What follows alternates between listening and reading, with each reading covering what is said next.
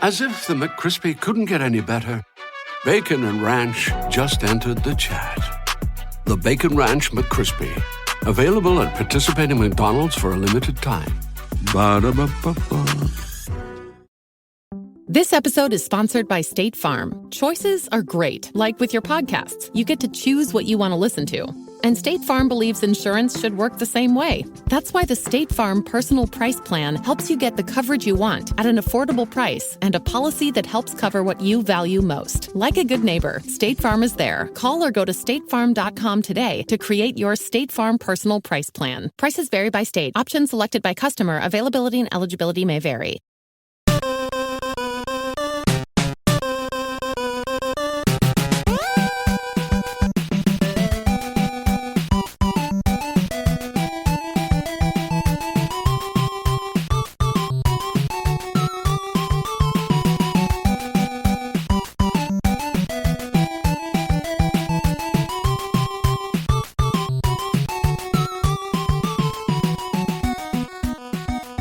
Welcome to the family here on Purple Mafia. I am your host, Paladino Joey, or Joey Awajan. Purple Mafia is available on Apple Podcasts, Google Podcasts, PodMN, Spotify, iHeartRadio, TuneIn Radio, Spotify, I already said that, Audible, Stitcher, and Double Twist. Thank you once and always for downloading and listening to this show. It's a pleasure to be back once again with you today. As Minnesota Vikings unable to get the job done in San Francisco today, losing in typical fashion, I'd have to say. Just another game, chalk it up against San Francisco, this time 34-26 in San Francisco. Okay, that's the way you want it. That's the way you're going to get it. And that just kind of sums it all up. Vikings lose by 8. It felt like it could have been more. It felt like the Vikings couldn't, woulda, shoulda, coulda, woulda, shoulda come back and won the game. But, of course, it didn't. Of course, there were non-calls when we need them most. That type of thing. You know, guys draping all over KJ Osborne and no call made, this and that. But it is what it is. You can't count on the refs to bail you out in that situation. Be in a better position at the end. Line up behind the correct, lineman would be helpful as well. Lining up behind the right guard in a big moment down the stretch. Talk about an urban legend. I don't even know how you can do that. I don't know how that happens. I don't understand. Dalvin Cook gets injured. At first it looked like a knee, the way his knee was bending, and then it's like, but he was grabbing his chest the whole time. Sounds like it's a shoulder. A shoulder, looks like a left shoulder situation, maybe separated. Some people might be saying pectoral. God only knows. It was a pretty rough collision, and of course it was a crucial fumble that ended up giving the ball back to San Francisco in a time where it looked like the Vikings had something cooking, pardon the pun. Thankfully, we have a very capable backup running back named Madison, but unfortunately, Minnesota Vikings' likelihood of even making the postseason now has dropped in a big way. Losing to the 49ers is not going to help. Luckily, there isn't a whole lot of competition at the bottom. Even as of right now, the Minnesota Vikings still would hold on to the number 7 seed in the NFC. We would still be in the postseason. Atlanta, of all teams, the Atlanta Falcons are also 5-6. The Atlanta Falcons are also 5-6. That's crazy. Right now, Arizona 9-2, Green Bay 9-3. Great. Tampa Bay 8-3. At least at the moment, they'd be the number 3 seed. Wow, that's who we'd be playing right now. It wouldn't be Tampa. Dallas is number 4, and of course we lost to them. The Rams are now 7-4 as they continue to drop off. San Francisco is number 6, Minnesota number 7, so we would be heading to Lambeau Field. I don't really like our chances in Lambeau Field if things headed in that direction, but what the hell can you do, as Mr. Jerry Burns would say. What the hell can you do? What the hell can you say? This game could and should and would have gone better, but it just didn't. Dalvin Cook had a couple of big moments and then, of course, was injured and had that huge fumble. Kirk Cousins had multiple interceptions in today's game. San Francisco's defense is obviously good. Joey Bosa is quite a threat and quite a frustration to deal with. It felt like Dalvin Cook had many more yards, but I guess he had a couple of receptions that ended up being yards after catch, 20-yard plays. He actually had more receiving yards. He had 6 catches in the game. Pretty crazy. as the Vikings kind of stopped targeting, the Vikings offense kind of stopped targeting the Justin Jeffersons and Adam Thielens. Only 4 passes were completed to Justin Jefferson on 9 targets. Some of them were throwaways, others were just inaccurate throws, overthrown. Kirk Cousins was not his sharp self today. Somehow, someway, he only wound up with 1 interception. It felt like 2, but it was 1. Thrown right to the defender, though, which was really frustrating. And, of course, the fumble with Dalvin Cook with the injury to insult in that case. Wanham had a sack. It felt like he had 2. It looked like Armon Watts got the other one. Yes, Armon Watts got the other sack. Wanham, though, with a tackle for loss along the way as well. Was solid during most of the game today. James Lynch jumped off sides, this and that. Metellus was beat multiple times, drawing the ire of Mike Zimmer, particularly in the second quarter as things started going in the wrong direction. Sheldon Richardson had some nice moments, hurrying the quarterback and such. And then Harrison Smith apparently had his first interception of the season. Felt like he had 2 or 3 already, but I guess it was just his first. It's like, okay, never mind. Armon Watts continues to get a little bit better. He's a nice positives, per se, for the future. Anthony Barr was banged up in the game. I thought Breland was okay. Generally speaking, Nick Vigil continues to be one of the better linebackers on the team. We'll just say he's the second best linebacker. I think it's safe to say Harrison Smith had a very, very nice game. I would say, generally speaking, Patrick Peterson was about average, just like last week. Bosa, I felt like he had 2 or 3 sacks in the game. It just feels like something's missing here. He only had 1, but he was all over the place throughout the game. And again, part of that painful tackle for Dalvin Cook, which was more painful than ever for the Minnesota Vikings going forward. Oh, man. Well, we have a running back, though. That's the good news. You have Alexander Madison, but you also have Kenny Nwangwu. So we are absolutely blessed at the running game. Absolutely blessed. And Kenny Nwangwu will return another kick for a touchdown, 99 yards again. 171 return yards in the game. And then in his one attempt, he gained 7 yards. So I want to see more and more of Nwangwu, especially if Dalvin Cook is not going to play anymore this year, or if he's going to play in about a month or so, or 2 weeks from now. We need to see more and more of Nwangwu. Madison, he's solid, he's all right, but Nwangwu just might give us some big plays. There's something there, and you felt that coming into the season, going all the way back into like the mini camps and such, and seeing highlights of this guy coming into the season. It was pretty exciting coming in from the draft. There's something there. Obviously, again, out of Iowa State. I kept mixing him up with Iowa and Iowa State. Obviously, nice career there. Dangerous player. Wonderful. There's something there with number 26. Again, taken in the 4th round this past spring.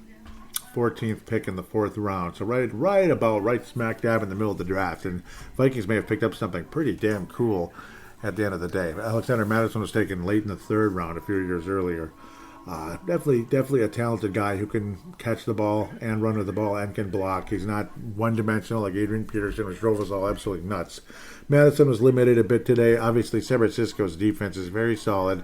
I had a feeling you're going to see interceptions, especially when guys like Paul Allen and the rest of us kept talking about, wow, Kirk Cousins hasn't thrown an interception on the road in like 300 pass attempts, this and that. You just knew it. You just knew it was going to happen. Cousins throwing right into the arms of Aziz Al-Shair, right into his hands, and he was saying, thank you so very much. Kirk Cousins, it is Christmas season now. You got that red and gold, just like Christmas time, and then the green field, you see, and then the white as well. You got all those Christmas colors. My Christmas tree is right here, all decorated and nice big new Christmas tree. Obviously, unfortunately, artificial, because it is, in an apartment. So they won't allow us to do that around here. You saw Robbie Gould miss a kick. You saw Greg Joseph miss an extra point and not even attempt a field goal. But you got to see a special teams touchdown, which felt really damn good. You saw Justin Jefferson make a few big plays, and you also saw Adam Thielen in the end zone twice. He's in double digits now on the season. Adam Thielen would be a wonderful fantasy wide receiver. If he's your number 2 receiver or something like that, you probably have a pretty damn good team. Let's get to the damage. Oh, there's damage. Just look at the running game. And, of course, again, the running game on our side was not good. Well, Dalvin Cook had a couple moments, but, again, more so in those screen plays that ended up being gains. Yards after catch and such. Ended up being productive. apologize if you can hear a little background noise, but that's how it goes. But when you give up over 200 rushing yards in a game, season high for San Francisco, and we talked about stopping the running game, and San Francisco's got a dangerous running game by committee and this and that. Oh, boy. Yeah. It sucks. Very painful. They were 8th in the league. It's a dangerous running game, but not that dangerous. I mean, 8th in the league is decent, but it is what it is. You know, it is what it is. And, of course, the dangerous passing defense of the San Francisco 49ers, 3rd, coming into the game. Remember that. Boy, 200-plus yards, though, given up. Very frustrating. You also got to see a 4th down conversion on 4th and goal by the Minnesota Vikings yet again. That was awesome. That was one of the 2 touchdowns, the earlier of the 2, to Adam Thielen. So that felt good. Pardon me if I'm bouncing all over the place, but that's kind of how it goes. Oh, man. But the rushing yards given up was really something, to say the least. It was disgusting. Vikings 5.3 yards given up on the ground today, which is, again, I keep calling it Tecmo Bowl. Tecmo Bowl right there. 208. Vikings only mustered 67 yards on the ground. The run defense for San Francisco was just kind of ready to go time and time again. Every time the Vikings thought they had something going, they were in the backfield, and there was TFL time or like 2 yards or this or that. It was bull crap. Both quarterbacks not very sharp, I'd have to say, honest to God. But it just felt like Minnesota and San Francisco again, like that playoff game a few years back. Obviously, it feels like 10 years ago, but it really wasn't. Obviously, how things changed so much, and yeah, I don't know. The NFL's changed a bit since then. Obviously, different players on the teams, and San Francisco at that time had the number 1 seed in the NFC. Vikings were at the 6th seed that year, so of course we had to go to the number 1 seed to continue, and it was just a one-sided affair, and it was a running game by committee, and they kicked our butts. It's just kind of all there was to say about it. They kicked our butts in that game. It didn't leave me feeling good at all. Cousins was efficient at times, and I'm not here to just bash Cousins. It's just that when you needed it most, he wasn't so good. He wasn't so good, and of course did not get bailed out by the refs along the way as well. And San Francisco's passing defense is damn good. So at least we're honest about that. It is. The running offense, again, what did they have? 208 yards on the ground. Eli Mitchell just ran all over us, 5 yards. And Debu Samuel got in the end zone twice, including a 49-yard scamper on a handoff. Just drove us all absolutely nuts. And he's a wide receiver, don't forget. He's a receiver. Yeah. And he had a 49-yard scamper with terrible tackling. Guys just in the wrong place. Confusion along the way. To me, this is just history repeating itself. That might end up being the title of this episode if I don't zone out and come up with something better along the way. History repeating itself. I mean, you just go into San Francisco and lose. That's just kind of the Vikings in San Francisco. We don't win in San Francisco very often. 1987 / January 1988. That was a wonderful, wonderful, wonderful memory, but it's 30 plus years ago now. 33, in fact. So I miss it. I miss that. That was a lot of fun. It was a great memory. We thought the Vikings were going to the Super Bowl for sure. And of course we didn't. Of course we didn't. Couldn't get the job done in frickin' Washington. Like always. God. Washington and San Francisco, 2 teams that have haunted this Minnesota Vikings franchise over the last 30 plus years. It's annoying. It's bullcrap. It sucks. It is what it is. Anything else, though, yeah, again, it just figures, though, how a lot of us were thinking, you better stop the run, you better stop the run, you better stop the run of the San Francisco committee, running back by committee, and, 208, I mean, what more is there to say? That's just is what it is. Again, the main positive of this game, I think, is Kenny Nwangwu. Just you feel good that you might have something there in the 4th round. I mean, good job, again, by the Vikings scouting staff, and, of course, Rick Spielman. Dare I give credit to a guy that a lot of us are frustrated with over the years. You got to see Justin Jefferson complete a 24-yard pass also along the way. That was kind of exciting, kind of cool.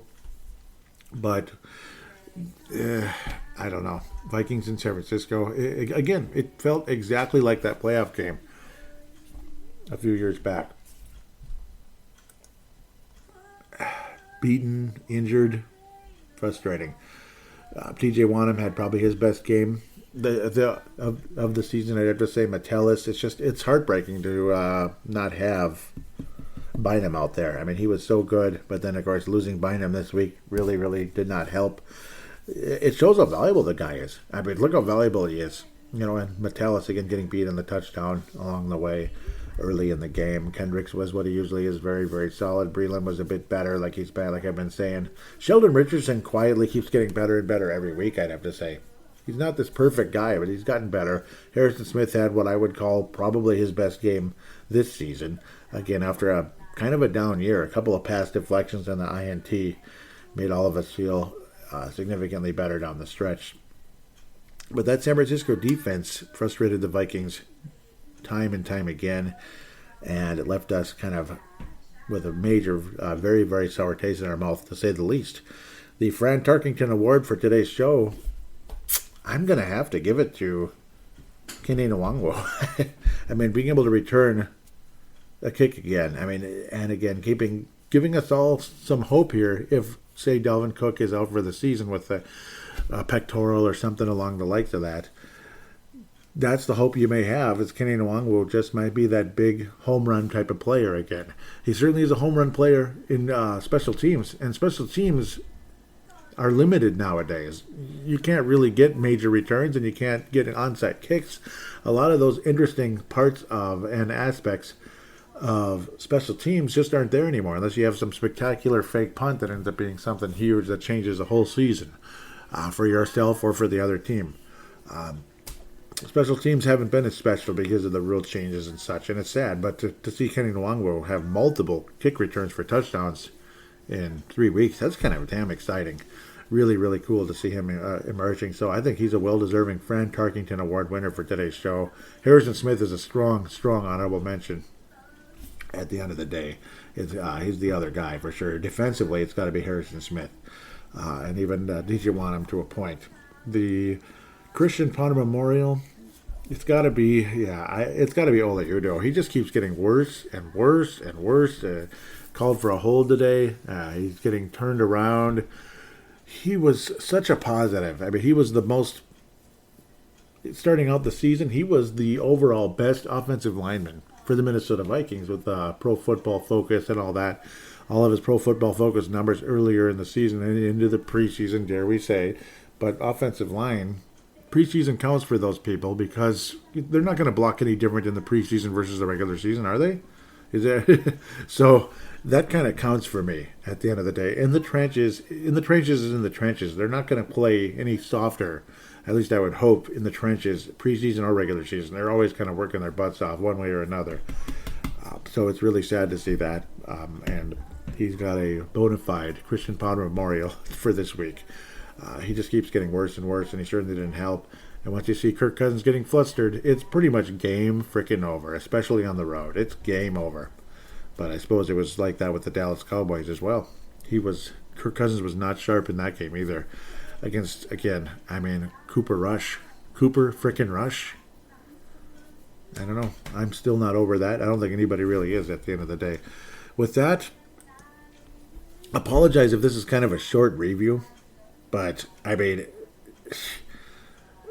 it's kind of like it'll be more cool to hear what you guys have to say, and then I'll bounce off of that, per se, in the fan interaction segment. Because today, it just kind of, it just felt like a broken record going into San Francisco. It's just the same old crap every time we go there, no matter what the generation is. It's just we're not sharp. They are. Whatever was ailing us before ails us worse than ever. Whatever was good is now not good. That's just like what it is every time you go into San Francisco, unless it's that wonderful playoff run. Otherwise, it's some kind of magical season, but like Randy Moss or something, getting things rolling. I don't think we played San Francisco that year. And if we did, they must have... No, I know. We didn't play them in 98. But I have some kind of a strange memory about it. But 97, I know we got obliterated in the postseason that year. 1988 season into 89, obliterated. 89 into 90, absolutely just... It was the worst ever. And then, of course, again, all the years later. It's just history repeating itself at the end of the day. Forgive my repetitious, broken record nature myself right now. With that, we'll take a quick break, and then we'll look at the league, we'll look at the Thanksgiving games, and of course previewing the Detroit Lions, who play on Thanksgiving every single season. And yeah, will they get their first win ever against the Vikings? I sure hope not.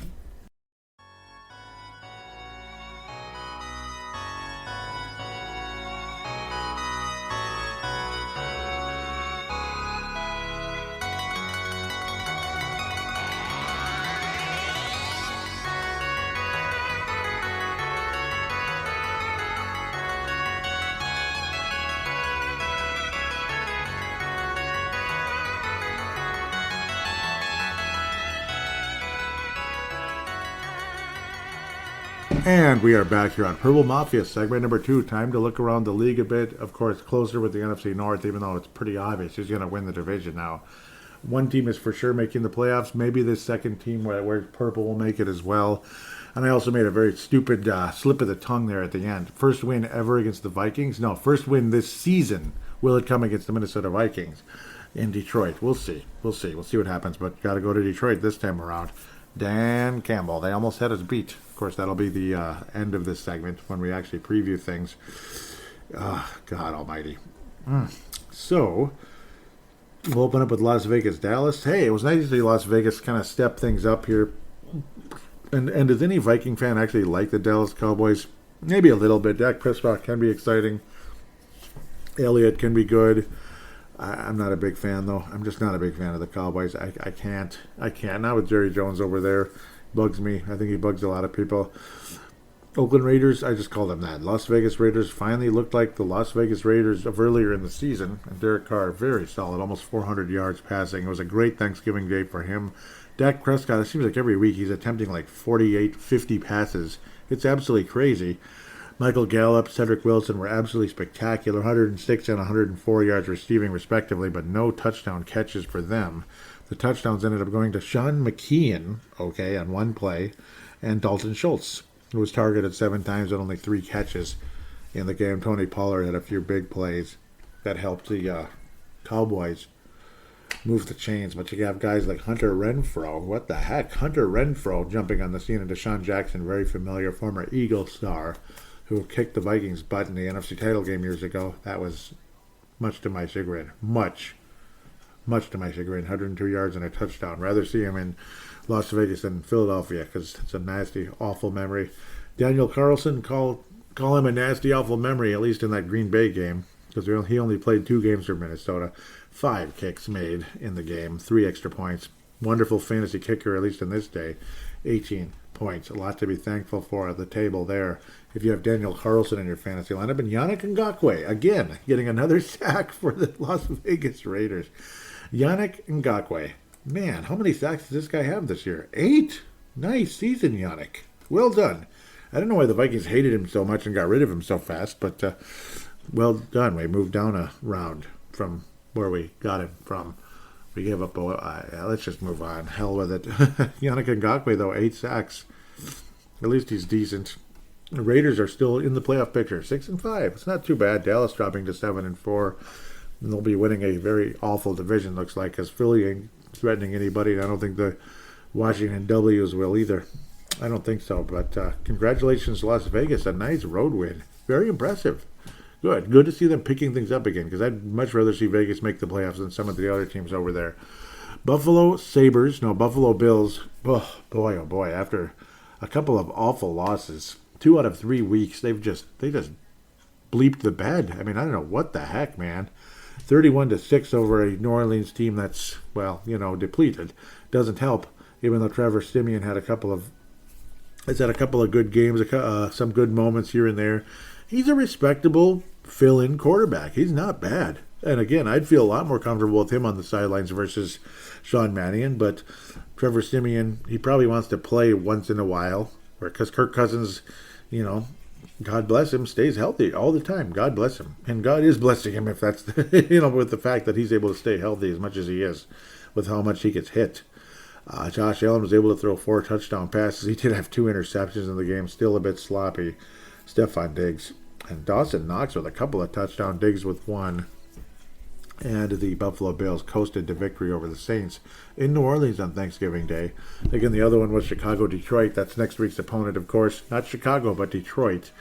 Next week, Detroit football. Dan Campbell, will he get the first win by Detroit in the last 8 games versus the Vikings? Vikings have beaten Detroit 8 games in a row. Pretty crazy. Cincinnati crushes Pittsburgh 41-10, and they're 7-4 and looking good. Cincinnati might finally get back in the playoffs again.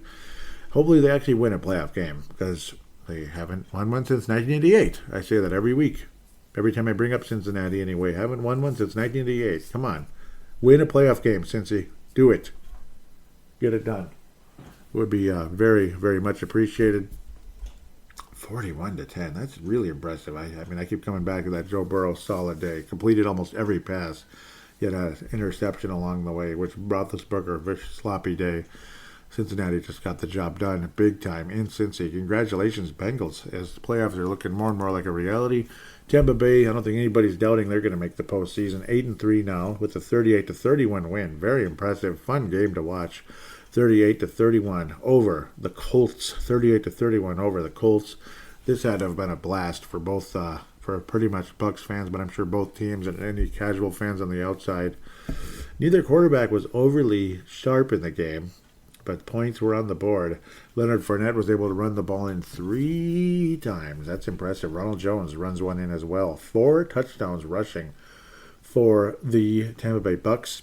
Jonathan Taylor, another great week. 5.5 yards a carry. Got into the end zone with only 83 yards. Both Carson Wentz and Tom Brady had interceptions in the game. 2 for Carson Wentz, though. And that ended up being the difference along the way, as the Colts just could not get it done, unfortunately. For them, they dropped to 6-6, but they still have a shot. What's going on with the Miami Dolphins? What have they won, 3 in a row now? They were 2-7. Now they're 5-7. And if there was a tiebreaker between them and Carolina, they'd have home field between the two. The Miami Dolphins, they have an outside shot of sneaking into the postseason this year. They're playing great all of a sudden. Now, of course, they're beating up on crappy teams. Like Carolina's dead. New York Jets are dead. Teams like that, Jacksonville. But, hey, win. Go ahead and win. They also beat Buffalo. Don't forget. That must have been a huge, huge confidence boost for Miami, and it sure looks like it. Tua Tagovailoa. No, I'm just kidding. Tua. Let's just leave it at that. Having another solid week, not turning the ball over. Good for him. Cam Newton was horrendous. Absolutely horrendous. Completed 5 of 21 passes, had an interception, or a couple interceptions, and P.J. Walker with 1. Quarterback rating for Cam Newton, 5.8. Wow. P.J. Walker, 40.4. Yet somehow DJ Moore wound up with 103 yards for Carolina. I don't even know where that came from in a game that was poor quarterback to that terribly. Amir Abdullah, former Viking now, and apparently Sanchez is the former quarterback, favorite player. Amir Abdullah, even though they never played together, at least from my personal memory. Jalen Waddle with a touchdown and 137 yards receiving in the game. Good for him. Dolphins roll 33-10 over Carolina. New England is rolling again. First place in the AFC South. That's right, first place in the AFC South. AFC East, pardon me. I'm talking about Tennessee. They're still in first. They dropped to 8-4. New England jumps to 8-4, so they would have home field over Tennessee now. When Tennessee looked like they were going to be the best team in the NFC, they've lost back-to-back games and getting their asses handed to them last week as well. They got their asses handed to them by Miami, if I remember correctly, 36-13 today by New England. As the confidence of this Patriots team is really going up. Tannehill has lost it, down to only 93 yards passing today. Mac Jones is not turning the ball anymore, turning the ball over anymore, and threw for a couple touchdowns and 300 yards in the game. Big time day for him. Patriots are just rolling in a big way. Congratulations to them. And NFC East matchup, boy. Eagles had an outside shot of doing something, maybe squeezing in somewhere. You can't lose to the Giants. I don't care if it's in New York or New Jersey or whatever it is, or in Philly. You can't lose this game. You can't only score 7 points, but that's all the Eagles were able to muster. The Giants win 13-7 in a yuck fest. Jalen Hurts was, you can guess what I'm going to say. He was hurting. 3 interceptions and no touchdowns. Awful performance. New York Giants defense got the job done, and basically it's like bruised colors, blue and green there. Blue and green, bruising colors there with that forest green Eagles. They got their butts handed to them by the Giants defensively in the game. Atlanta over Jacksonville, and right now they're in the hunt and just behind the Vikings, believe it or not, 24-14, but beat a crappy Jacksonville team who can't beat anybody at the end of the day. What else can you do, though? Trevor Lawrence, just another meh game. Matt Ryan, another meh game. Cordell Patterson was able to run for 108 yards. Good for him. He is really standing up. He's the best player on Atlanta. I would say he's the Deion Sanders Award winner for the Atlanta Falcons for the season. He's got to be the MVP of the Falcons now. It's kind of funny. Too bad they're probably not going to be a playoff team, but 108 yards and a couple touchdowns. Cordell Patterson, impressive. James Robinson also solid for Jacksonville, but also lost the ball along the way. Unfortunately, and what the heck am I seeing? It's a ghost. It's a ghost. Yeah, see, Cordell Patterson running for 108 yards is one thing. You know he has athletic ability. It's just he could never get it together. But who led the Jacksonville Jaguars in receiving yards? Who did? You're not going to believe me. You won't believe me if I tell you it's Laquan Treadwell. Yeah, he's a member of the Jaguars. He had 4 catches and 53 yards. Yeah, he suited up for Atlanta in the preseason, didn't make the team, and now he's on the Jaguars, and he had his best game maybe ever. 53 yards. Look, Laquan Treadwell actually caught the ball 4 times. He caught the ball 4 times. Okay, well, we'll keep moving. That was kind of scary. Jets versus Houston, just another yuck fest right here. Jets win their 3rd game of the season, 21-14. What more is there really to say about this one? Zach Wilson back in at quarterback. He wasn't anything special, but they ended up getting the job done. Tyrod Taylor, nothing special either. Let's just keep going. That's awful teams right there. Nobody's really worried about them. Apparently, Teddy Bridgewater was injured in this game, and that's too bad. Went into the locker room. Chargers. My God, what happened?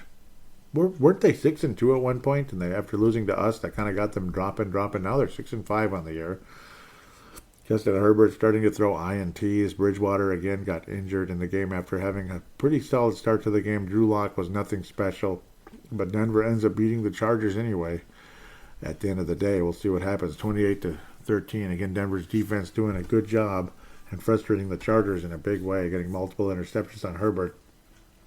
And again, underthrown pass, which could have been a possible touchdown if Herbert actually sailed that ball up there a little better. But it is what it is. Denver is 6-5, and they're in the playoff picture in the AFC. Wow, impressive, to be quite honest. The Cleveland Browns and the Baltimore Ravens are on the TV right now. It's the Brown Bowl, the annual Brown Bowl every year. Who's moving the ball? Looks like they're kind of at midfield with Baltimore at the moment. Yeah, Baltimore, they're a pretty tough team. It's the old versus the new when it comes to the Cleveland Browns. At the end of the day, Packers rolled all over, well, not really, but they kind of did, over the LA Rams. That's another team, like the Chargers, that's been dropping off the past couple of weeks. Losing to teams like Arizona and losing last week as well. Now they're 7-4 on the season. Packers jump up to 9-3. Nice recovery after getting beat by the Vikings. They're like, screw this, we're not going to lose. We're going to jump up and get things rolling again. Stafford got to 300 yards. Rodgers, 300 yards as well. Sharp, solid, made the plays he needed to. Devontae Adams, Randall Cobb, and A.J. Dillon making big plays when they needed to. And the Packers end up beating the L.A. Rams. Aaron Rodgers again. Packers are finally going to go on the bye, as they're obviously a very, very tired team right now. They had a very, very late bye this year, but with a 9-3 record, they don't have a whole lot to complain about. Obviously, it's a rough schedule, but to survive at 9-3 and beat the Los Angeles Rams, even if it was in Green Bay, to get the job done, it's pretty damn impressive. It's cool to see the way the Rams spread the ball all over the field with their different receivers. Cooper Kupp, obviously, with 96 yards. Van Jefferson Jr. and Odell Beckham had his first touchdown with the Rams, but last week they got their butts handed to them when Odell Beckham first got there. I can't imagine a lot of people were overly excited to have him, but he's there now, and he made a big play, so I guess they'll be okay at the end of the day. We'll see what happens. Packers, though, look great, unfortunately for us and for everyone else. Detroit Lions, the feature presentation, of course, of segment number 2. Losing to the Bears. They had the game won, and they still gave it up to the Red Rifle down the stretch. and dropped to 0-10-1 on the season. 16-14, Chicago wins. Their playoff hopes are pretty much dead, I would think. Matt Nagy, his coaching career is hanging on life support at the moment. There were rumors that he was going to get fired on Friday, win or lose, pretty much. Well, he's still there, so Matt Nagy is still the coach of the Bears. A lot of people hoping that he'll hang on to after the Vikings play them, so the Vikings can still beat the Chicago Bears, because they think that, how when a coach gets fired, there could be a sugar high and all that, just like there was at the Falcons a couple of years back when Dan Quinn was fired. Then there was that sugar high with Raheem as the interim coach, and they rolled all over the Vikings in the Dome, or in the in US Bank Stadium. Kirk Cousins had that horrible interception to open up the second half, and it was all downhill from there in a big way. Detroit, again, they have lost 8 consecutive games to Minnesota. I don't feel a whole lot of confidence in the Chicago Bears, by the way. I'll just say about making the playoffs or anything. But Andy Dalton, I guess, is probably for the best at this point. That Andy Dalton is quarterback of the Bears. They should have just left him in there. Rushing Justin Fields in, I think, was a big mistake, and that's probably going to cost Matt Nagy his job, unfortunately for him. But sometimes that's just how that goes. David Montgomery was the lead rusher in the game. Nothing a whole lot to brag about at the end of the day. Jared Goff was the best player in the game, I'd have to say, overall for both teams. T.J. Hockenson had the big touchdown, but only 3 catches, and that's how that goes. Jared Goff, very, very accurate, very solid, and remember, he played pretty well against the Minnesota Vikings several weeks ago when they thought they had the Vikings beat, and then they didn't. Then they suddenly didn't, because Kirk had his big clutch moment down the stretch and helped the Vikings survive a Detroit Lions victory in US Bank Stadium, which might have gotten Zimmer fired on the spot after the game. In fact, odds are very high that could have actually happened. That could have easily happened. You could sense that coming with guys like Mike Tice. I remember years ago when Mike Tice was still the coach and the Vikings hadn't won a game, when Detroit came into the Dome and the Vikings barely survived that Detroit team. There was talk that Mike Tice, the other Mike, was going to be fired after that game. Like Red McCombs was there ready to get it done. But luckily for Mike Tice anyway, the Vikings survived and won that game.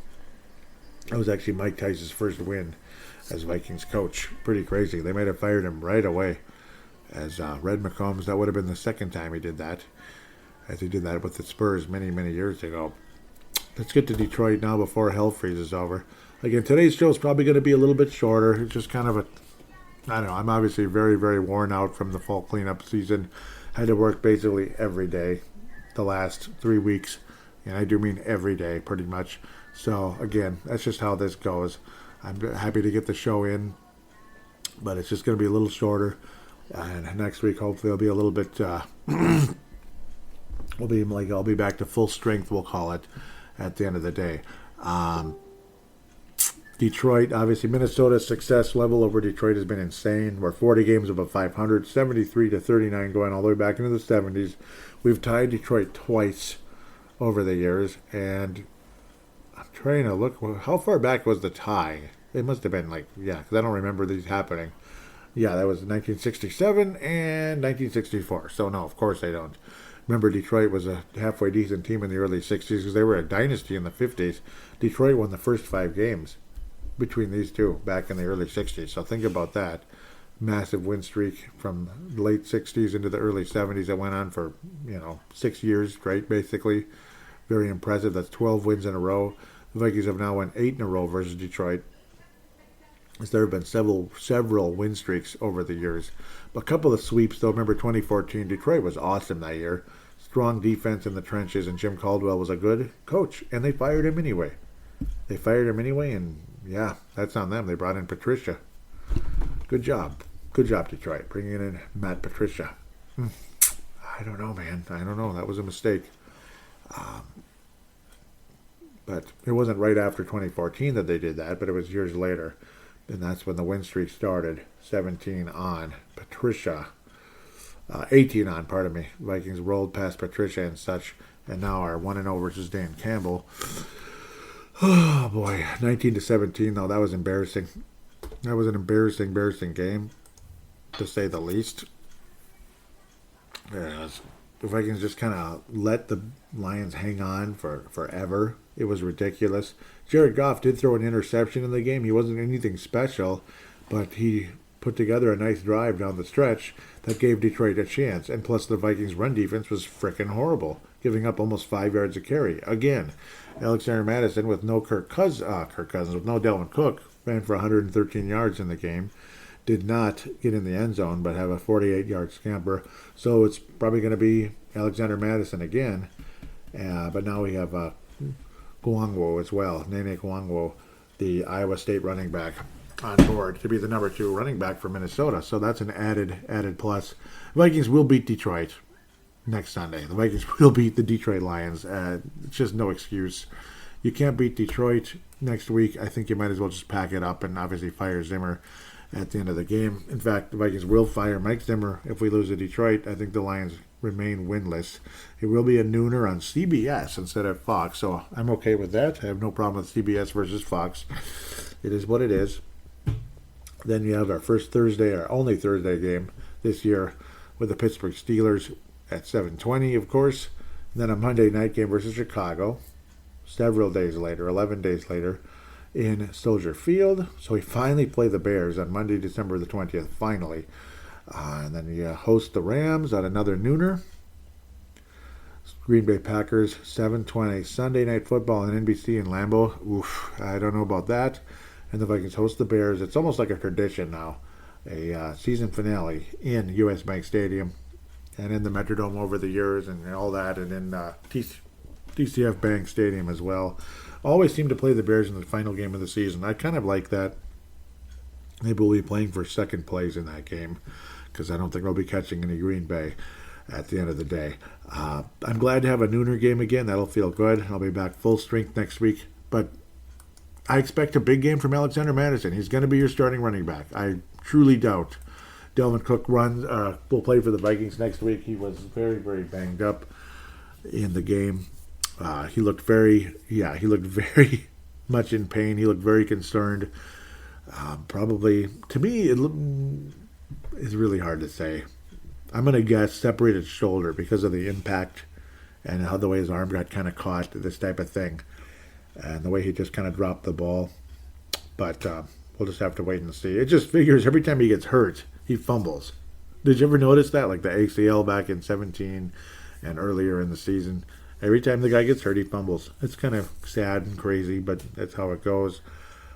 Lions again, 10-1 on the season. They will beat the Detroit Lions.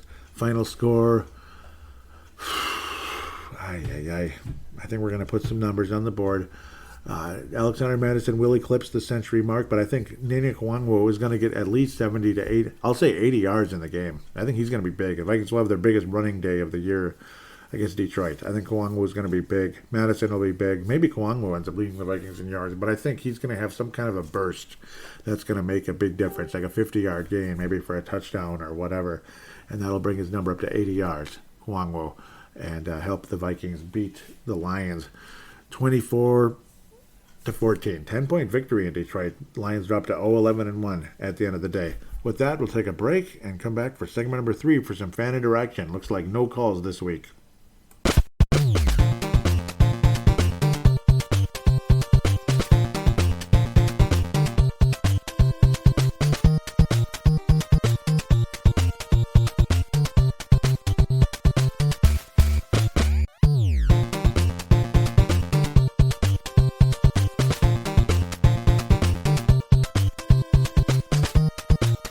And we are back here on Purple Mafia, final segment. Again, apologize, this one's a little shorter, but it is what it is. I mean, it's not that short, already 41 minutes in, so in some ways it's better. I mean, I don't necessarily like it when it's an hour and a half. Maybe I'm going on way too long and might be boring some of you out there as well. Again, it was just kind of, it felt like a chalk it up type of week that drove everybody crazy. Another frustrating loss in San Francisco, and that's kind of my attitude about this game at the end of the day. Let's get to the Twitter account, at Purple Mafia Show, at Purple Mafia Show. Malcolm and Tanae retweeted the most recent episode. Thank you guys very much. Malcolm out of California, Tanae Brown out of New Zealand. Episode 356, Upside Down World, at the end of the day. Sam Gupta out of California said, can't wait to hear this one. It was a roller coaster at the end. Yes, it was. And kind of was that way to this week, but you just kind of, it was a much more negative vibe than last week. Last week was fun. This week, he just, I don't know, it was like the same old crap. There was a huge break along the stretch. Okay, I was talking about that. Yep, that was that like interception that was taken away, thankfully, from Savage there. Sam Gupta says, no worries, I can't believe how quickly you can get the shows out. Faster than I can listen. Wow, thanks. That's kind of cool. What was I saying? I was saying that was really a heck of a game to cover. Really sorry for the late reply. Yeah, I was slow to reply on Twitter. It was fun. It was a fun game to keep up with. And Sam Gupta also liked when I shared the Timberwolves Explosion episode 314. Definitely check that out. Timberwolves Explosion. And I forgot to plug Vig It. God, I keep doing this every week, I think. Vig It, the Vig It application for Android and Apple devices. Vig It, V-I-G-I-T, of course. It's two separate words. Social media for sports bettors. You can post about your picks, see what others are saying about games. Vig It Betting Leagues, a month-long betting competition to see who the best sports bettor is over the course of a month. Number 3, free-to-play sportsbook. Bet free coins, win real prizes, betting stats. There is great information available on the Vig It Lifeline movement where the public is betting. There is no real money wagering in this. There's no money in this. So just letting you all know that it's not an opportunity to get rich or anything, even though you can win real prizes, this and that. But it's not like it's necessarily about getting rich or all that. Again, it's just like fantasy betting. You can compete against each other. It's a lot of fun. At the end of the day, I encourage you to join that. And if and when you do, the referral is Paladinolive. It's all one word. Final other thing, Crypto.com, encouraging you to get into cryptocurrency. And with the Crypto.com application, I will put a link in the show description for if you'd like to join that. If you click on that link and show that I referred you, because that's where the information is in that link, is both of us would get $25, and it would help you get yourself started, because you don't have to put a ton of money into a cryptocurrency. You don't have to. You could just kind of accumulate little bits and pieces. You can just put in little bits and pieces after maybe you get your paycheck on Friday, like $25 or something here and there. You don't have to put in a lot of money. If you want to, that's up to you, but you don't have to. That's where some people might be scared. They're thinking, I got to put in thousands of dollars, and no, you don't. Obviously, there's Bitcoin. That's the big one. There's Shiba Inu, which I highly recommend. Dogecoin's an interesting one. Doge, Elon, Mars. There's all different kinds. And if you want any type of little tips, I might be able to give you some about which one just to maybe to look at least ideas here and there. Don't be afraid to tweet me or send a private message. But do click on the link that will be in the show description, or copy, paste, whatever the heck. And then when you join, both of us get $25. That would really help the show, to say the least. Golden Nugget, thanks for the follow there very much. Really appreciate that. Mad Martin out of New Zealand. I just called it New Zealand. Northern Scotland says, not feeling good about this one. Can we stop the run? Nope. Nope. That was a good question, though. And if that was the question coming into the game, and you nailed it there, Mad Martin. You nailed it. Dave Martin, Mad Martin. I missed the call-ins, Dave. I hope you can do it again one of these days. Totally understand, though, if the busy schedule or just not up to it, you're just frustrated. But I miss it, though. I really miss those calls. And today, you're more than welcome to call in as well. Gerald String, oh man, love it, out of Nebraska. Mad Martin continues, says, good start on defense, and the O did the job. Zimmer going for it on the 4th. Yeah, that was cool. The touchdown to Adam Thielen. Be aggressive on offense. Still need to see if the D can hold him. Now, this is what I was expecting. Yep, that was that 50-yard run by Samuel. That was extremely frustrating. And he gets a list together. Mad Martin says, first drive, 3 and out. Second, the second was exciting and unpredictable. Third was pedestrian and obvious. Fourth, needs to step it up. And yeah, it was really frustrating. And then he says, what we feared, they cannot stop the run. What the hell was Cousins looking at in that pass? That was the interception. 21 points. Yep, that was the big stretch. And I wanted to bring that up when I was talking about in the first segment, but I got so caught up in numbers and such, so I apologize deeply for that. That was the turning point in the game. The late touchdown at the end of the first half by San Francisco, which drove me absolutely nuts. And like I was saying, I was going to bounce things off of you guys when to kind of make the review a little bit longer in the third. It's kind of like extending the review a bit. the late touchdown by San Francisco at the end of the first half when the Vikings just, it was poor tackling, poor positioning, and just San Francisco kind of did what they wanted there and on the final drive of the first half, which ended up going to Juwan Jennings at the end there to tie the game up. It was a touchdown, and of course Robbie Gold's extra point that tied it up. And then you had that big run, and San Francisco scores the touchdown. Then you have the interception. Eli Mitchell was able to get in the end zone immediately after that. Which immediately after that bullcrap interception, next thing you know, it's 28-14 when the Vikings were up 14-7 very late in the second quarter, very late in the first half. Vikings were up 14-7. Make some kind of defensive stop. Maybe you give up a field goal, 14-10. San Francisco would have the ball, but it is what it is. Even if you make the little red zone stop, that's a big difference. And maybe it kind of kills the San Francisco momentum, and things are a little different. But the 49ers just kind of had their way after that. Even though the Vikings would have a couple more opportunities again with the run for a touchdown. The Vikings failed again on the two-point conversion, we should mention. He attempted it to Justin Jefferson several times in today's game, and they just, inaccurate passes and well-defended and blah, blah, blah. Remember, San Francisco's pass defense was excellent coming into this game. Third in the league, so let's not forget that. Third in the league. The missed extra point was also a freaking buzzkill.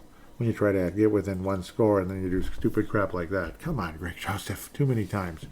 You'll hear from Malcolm McSween about that as well when I tweeted that out, saying he's better than that. Maybe he isn't, Greg Joseph. But, man, that 21-0 stretch was frickin' murder. It was frickin' murder. Under 4 minutes. I called it 5 minutes. It was under 4. It was frickin' murder. And it changed the game in a big way. Again, Matt Martin said, what the hell was Cousins looking at in the past? 21 points in under 4 minutes. That's garbage. Yep, so true. Matt Martin again said, same old shit, sadly. And then Malcolm was saying, maybe not. Ha. He does it almost every game, it feels like, the missed extra point. Yep, and I was saying, Greg Joseph's better than this. Extremely frustrating. Mad Martin jumps in, says, good offensive drive. Now we can make the D-line stop or make another 8-minute drive. Yeah, that's kind of how things went. We could not make the stop, and that was what was brutal. Mad Martin wraps up his part, saying, as expected, the 49ers 107 rushing yards so far. At least they contained them to a field goal. We need a fast 7 followed by an interception or fumble recovery to have any chance, and none of that happened. None of it happened, no. And then I was saying BS non-call, again, as KJ Osborne was completely mangled, and they didn't call it. It was bull crap. And I was saying BS non-call. Tanae Brown says BS play for the entire game from everyone anyway. As Tanae, very, very frustrated there, and completely understand his feelings on that one. I'm not disagreeing with you, Tanae, out of New Zealand. Great friend of this show and of Tim Roll's Explosion. Really appreciate you. Tanae Brown brings a lot to that TE show. We always talk to Tanae quite a bit on Tim Roll's Explosion. I had fun doing that show on Black Friday. Let's get to the Facebook page. We're done with Twitter, but still got to do Facebook. So going into last week, I put in Upside Down World. Yep, it's now on the Apple Podcast. Mark Carlson said, I'm ready for this. Thank you. Thank you, Purple Mafia staff. Yep, that would be one person. Facebook.com/Purple Mafia show. At the end of the day, I'm pretty sure I got to everybody's post-game thread last week. I think I did. Did I? Yeah, I think I did. Thank God. Yep, I did get it all in there. It was like 2 weeks in a row there, and then it almost happened again this week. And I was like, it's not there. Oh, now it is there twice. What the heck? That's so weird. Oh, it's probably confusing everybody and making people annoyed. Let me try to refresh this, because this should be here. Okay, we got 4 there, and we got 6 in that one. Okay, so there's 2 threads. Whatever. 2 post-game threads, but at least they're both there. People commented in those, so it's not too bad. Let's look at the end-game thread a little bit. Mike Dale was saying, woefully bad against the run. We shouldn't delude ourselves. This is not a playoff team. That's for sure. Mike Yale at the beginning was saying, big game. I think if the Vikings win, then Zimmer has steadied the ship and found a tried and tested winning formula. We will probably be seen as a decent playoff-bound team. However, if we lose, I feel the inconsistency will prove us to be just mediocre and a slightly subpar NFL team. So which is it, sink or swim? Apparently sink and subpar. Mike Feller Stu Evans says, here we go again. We will be lucky to finish at 500, 8-9, no playoffs. That's my prediction, and I stand by it.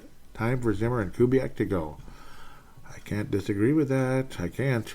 Brett McCarthy was saying, well, that was impressive. The hitman pick and turned into a Thielen touchdown. That was cool. Mike Dale said, so, knowing there wasn't enough time to hit a receiver, call a timeout and then bring in Greg Joseph. Why the hell wasn't that ball heaved into the end zone? It's a good question because they're too damn conservative at the wrong place, wrong time. Yep. Mike Dell was saying Vikes need an instant scoring response or I fear they are cooked. Thank God, just what the doctor ordered. Yeah, that was Thielen there. Yep. Yeah, and then the interception. Oh, man, not good. Terrible tackling. Yep, that was the Samuel play again. Dave Hickey out of Iowa. Couple of comments here by Dave Hickey. He says, I'm so sick of Barr getting beat in coverage. Either blitz him. Yeah, exactly. Like when he drops back into coverage, Barr gets beat every time. I mean, once in a while, he'll surprise you and deflect a pass. But most of the time, he stinks. I wish they would have him be a pass rusher like a Khalil Mack. But of course not. Of course not. I don't want him on the team next year. I did not want him on the team this year or last year.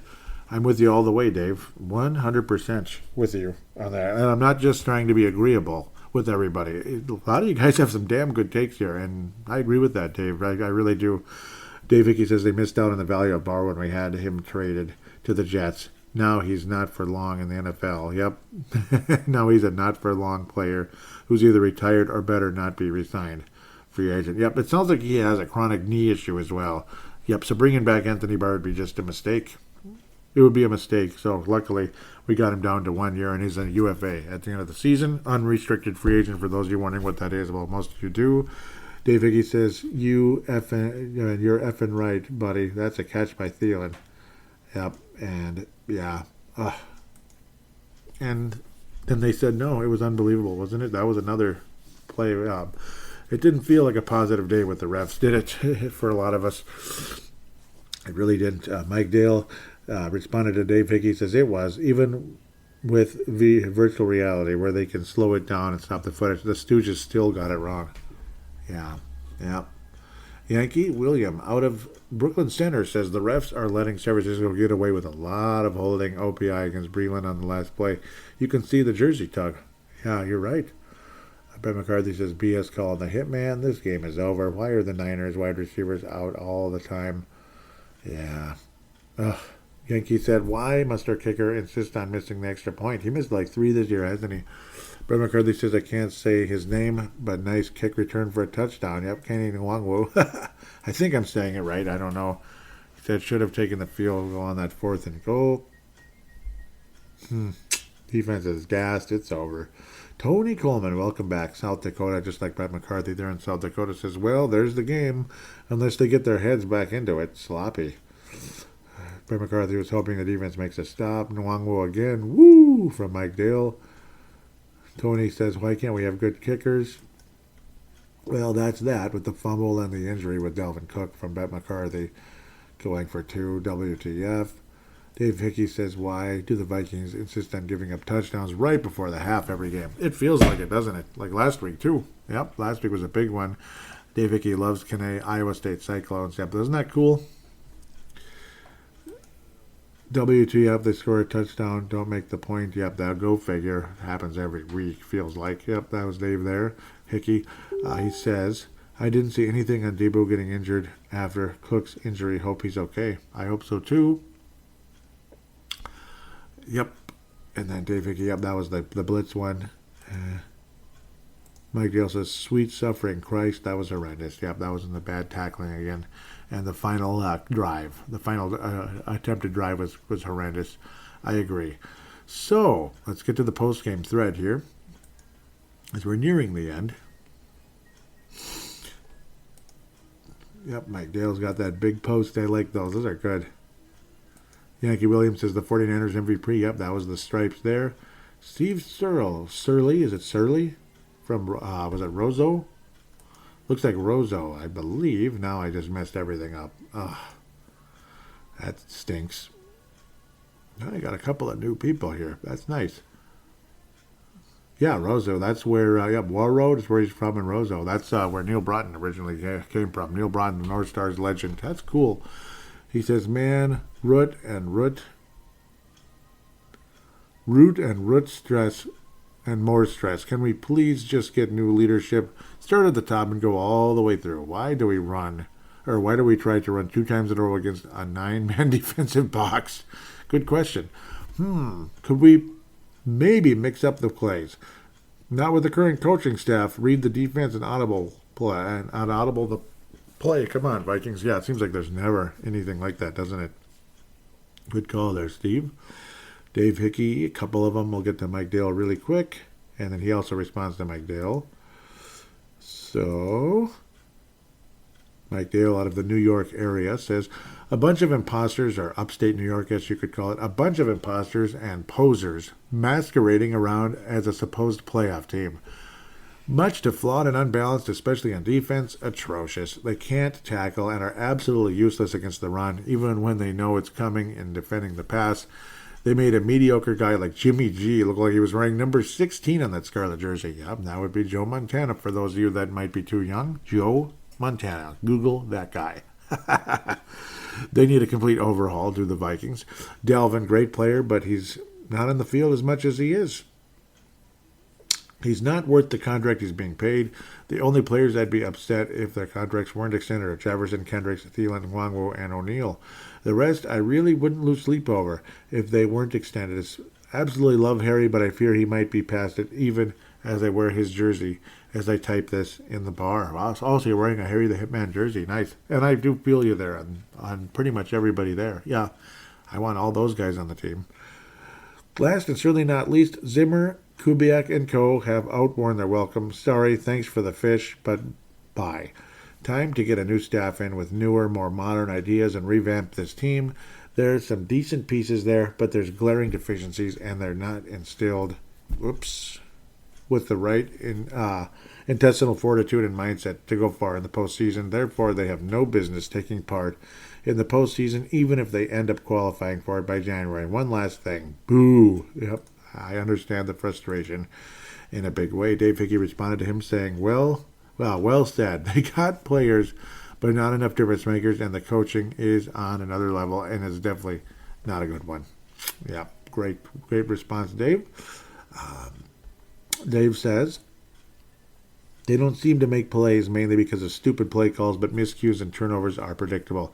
Enough to make you sick if you let it, but long-time Viking fans have grown calluses to their countless letdowns. Yeah. I would have to say they reviewed a play, and they still can't get it right. Typically what happens to us. Great catch anyways, Adam. We need to figure out a way to beat the poor calls or missed calls that always screw us, but our coaching staff isn't good enough to make a difference. Yeah, I've been using timeout too with your quarterback unable to line up behind the right guy. It's unbelievable. He lined up behind the right guard, but not the right offensive lineman. You get it? Was that funny? No, not too funny. Jen Hellstrom, welcome aboard. Play calling is trash. Cousins couldn't hit the broadside of a barn today. Nice to see you, Jen. I think she's posted before. It's been a while. Good to hear from you. Post again. Would be great. I had it up and I messed it up because I suck. Okay, just a couple more here. Trey Buckles says Cousins was off. I thought the play calling is what actually kept us in it.